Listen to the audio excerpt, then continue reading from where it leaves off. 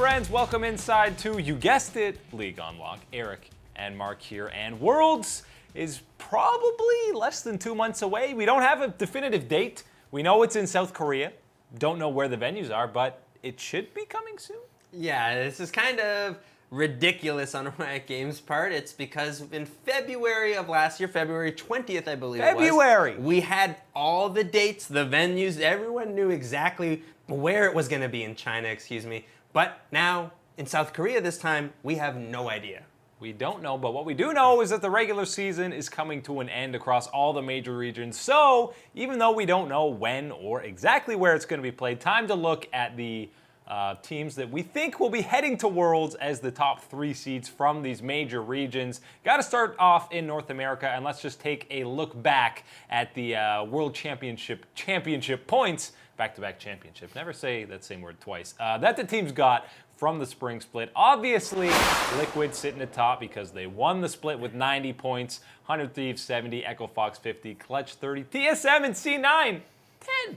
A piddly 10. And right now, they're not looking that great. They're going to have some serious work get done if they have any chance of making Worlds. Right, and you don't want to count off, kind of anybody at this type of point in the season, even anybody with 0 points, really. But to be realistic, what you're really looking at who's going to be making it here, I think absolutely those top 3 have to be the 3 that you're thinking are going to be making it through. Clutch Gaming have looked far weaker so far this summer split. They look like the worst team in the league. Right, exactly, than they had in the spring split. So I think those 30 points that they got there are good and going to help you probably, maybe get into that gauntlet stage. But other than that, not much else. And when you're looking at TSM and C9, oh boy, do I have a lot to say there, because I think TSM, I have absolutely 0 faith at this point that they are going to be making it to Worlds in any type of way, in any type of fashion in this gauntlet, because wow, this team has seriously underperformed. If TSM or C9 do meet Clutch in the gauntlet, good news for them. They probably win that series because Clutch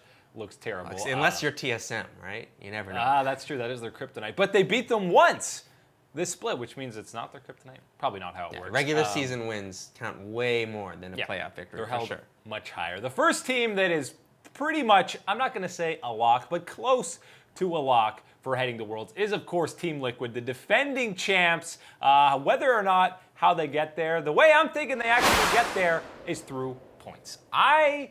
Listen, they've looked questionable at times. They've had some tough losses, but with that even being said, they're still going to get to Worlds. They got those 90 points from finishing first. Even if they don't win this split, which I'm not so sure they will, they're still going to Worlds. Certainly their performance so far this summer split means that they will be adding more points to that already high total from winning the spring split. So you have to think that Steve is going to have Team Liquid making it to Worlds, making NA proud as that #1 seed. And there's a chance we're going to see 3 teams that have never been to Worlds before represent North America. Maybe that's the change they need going forward. But Liquid, for all the tough losses they have, a lot of them have been blowouts to lower tier teams, which I don't know if that's a good or bad thing. You could kind of sway it either way. They do show up in the big matches against the top dogs, but Golden Guardians, FlyQuest completely clobber them in some of these matchups. So definitely some cause for concern. And when you're looking at this team, though, one of the things that might, kind of ease those concerns quite a bit is when you're looking at the roster, 4 out of the 5 players have had somewhat of a significant amount of experience on the international stage at Worlds, performing there. Whether you're liking the performances from certain players here. Yeah, they have been there and they know what to deal with as far as the expectations and pressure that will be there in these type of situations. So I think that does give Team Liquid a certain type of advantage heading into this tournament. And I think when you're looking at, what's the weakness? Sadly, it looks like it will be Olleh. Olleh does have some strong performances in the LCS, but we've seen a bit more inconsistency than we had hoped from someone with his potential and from the plays that we had seen from him. And of course, you have to bring in the mental lapse that he did have, having to have sub himself out at MSI. We have seen and heard from him and the rest of the team that isn't an issue anymore, and we'd like to believe that moving forward. But given what we have seen at international events but in the past and in this year especially, you do have to think that this could possibly be an issue. Yeah, but with that experience from MSI, and they have at times looked like the best team in North America, they're probably your best bet if you're a North American fan for them, I don't know, getting out of groups, having a positive win rate at Worlds in 2018. But the team with the potential highest ceiling and upside has got to be this new Echo Fox roster with Smoothie on it. I actually think these guys might win the summer split. I know they just went 1-1 and we've only seen 2 games out of them, but Dardoch is playing like an MVP. I actually really like Demonte in that mid lane. Lost, I mean, we have 2 games to look at this guy, but he looked pretty good in those games. He was making some aggressive, flashy plays. I think Smoothie is the player that brings this team over the hump, and they finally show up in some best of series. Echo Fox with a 200 IQ move here, putting in the Oceanic import in the bot lane. Something that's secret. It's exactly something that's never been done by NA before, and this is how we shake things up heading into Worlds. But in all seriousness,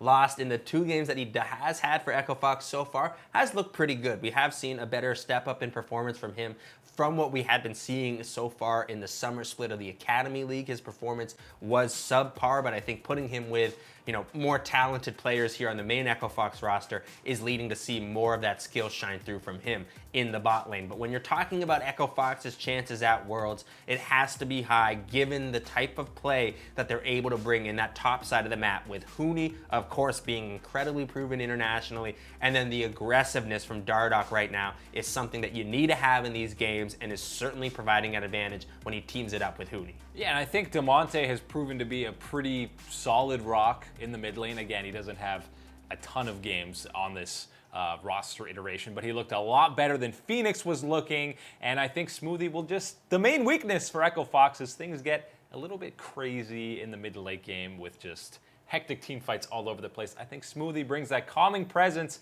and as long as Huni stops feeding from time to time, I think this team could really take home the summer split.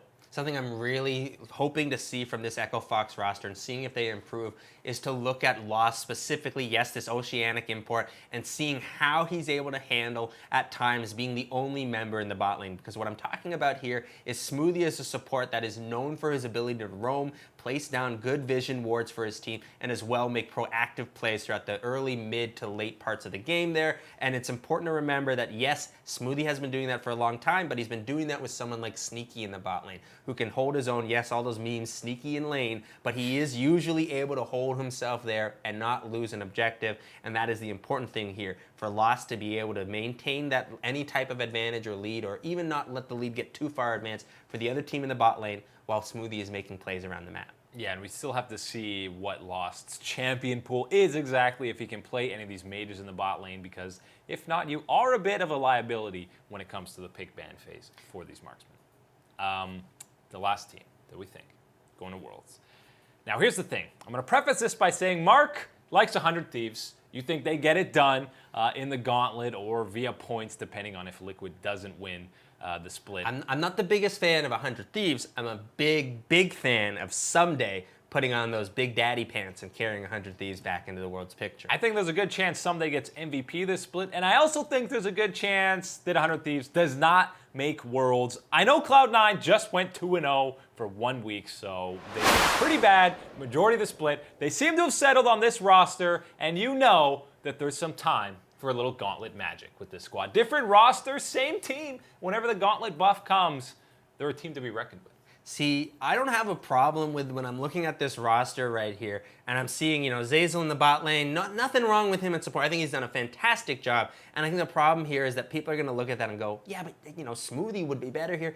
I don't really think that Smoothie would necessarily be better. I think they offer different things as far as, how they pair up with Sneaky and Lane and what the other performances are with this team. But I think the problem was, you just didn't get enough in return, most people think, for what Smoothie is. But when you're looking at C9, they brought a much better performance this week. And I mean, I'm a big skeptic here, and I'm still going with 100 Thieves. But look, you got to listen to what C9's been talking about. Coach Reaper has said that this squad's focus is still on Worlds. Still on Worlds, when everyone was like, this guy's crazy. There's no way you're in last place.